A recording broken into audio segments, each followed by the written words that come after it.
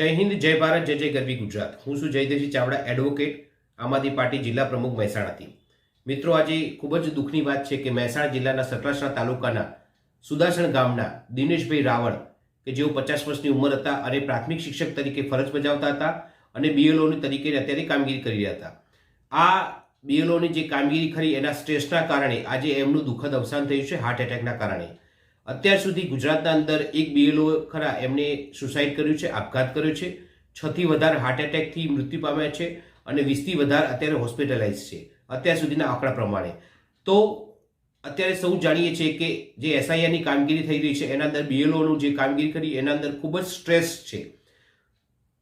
આ જે બીએલઓ જે ખરા એ પ્રાથમિક શિક્ષક પણ છે. એમને સવારે એમને બાળકોને ભણાવવાના હોય છે.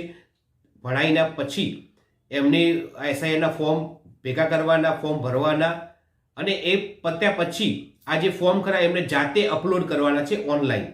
તો આ સિસ્ટમના કારણે અત્યારે એ લોકોનું સર્વર પણ ડાઉન હોય છે. એના કારણે આ જે શિક્ષકો ખરા એમને રાત્રે મોડા સુધી જાગીને અથવા સવારે વહેલા ઉઠીને આ એસઆઈઆરના ફોર્મ ખરા એ ઓનલાઈન સબમિટ કરવાના હોય છે.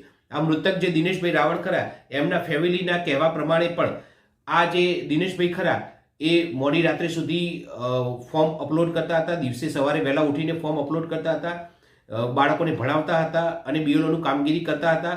આ બધા સ્ટ્રેસના કારણે એમનું દુઃખદ અવસાન થયું છે. આમ આદમી પાર્ટી પરિવાર એમના પરિવાર સાથે અત્યારે દુઃખની ઘડીઓમાં ઊભો છે. તેમજ પરમ કૃપાળુ પરમાત્માને અમે વિનંતી કરીએ છીએ કે એમની આત્માને પરમ શાંતિ આપે, તેમજ દુઃખના આ સમયમાં એમને દુઃખ સહન કરવાની શક્તિ આપે. તેમજ ચૂંટણી પંચને અમે વિનંતી કરીએ છીએ કે એસઆઈઆરની જે કામગીરી ખરી એની ડેડલાઇન ખરી એ વધારવામાં આવે. તેમજ ગુજરાત સરકારને અમે વિનંતી કરીએ છીએ કે જે આ બીએલઓ જે તરીકે કામ કરી રહ્યા છે એમને સહયોગી આપવામાં આવે અને સહયોગી બીએલઓ તરીકે પણ બીજા અન્ય શિક્ષકોને એમને કામ આપવામાં આવે. તેમજ આ જે ઓનલાઈનની જે કામ ખરી એ બીજા કોઈ ખાતાને આપવામાં આવે, બીજા કર્મચારી